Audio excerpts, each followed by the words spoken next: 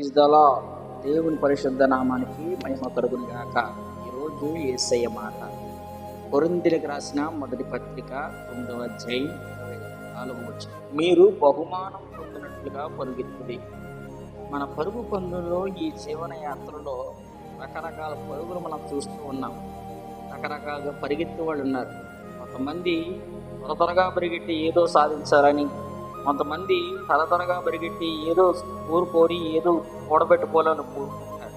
అయితే ప్రభువు ఈ ఉదయకాలం చెప్తున్న చక్కటి మాట ఏంటంటే, మీరు బహుమానం పొందినట్లుగా పరిగెట్టాలి. ఈ పరుగు దేని కొరకు అంటే బహుమానం పొందేటట్లుగా. బహుమానం అంటే అర్థం ఏంటంటే, ఇహలోక సంబంధమైన బహుమానాలు కొంతవరకే సంతోషాన్ని ఇవ్వగలవు. ఆత్మ సంబంధంగా దేవుడిచ్చే బహుమానం పొందినట్లుగా నీ ఆత్మీయ పరుగు పందులో వెనుదిరగక పరిగెట్టాలి.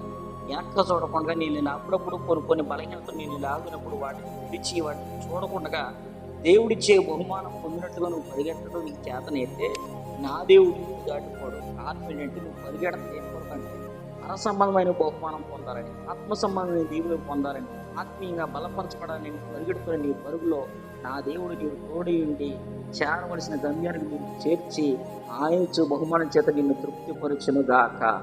ఆమేన్.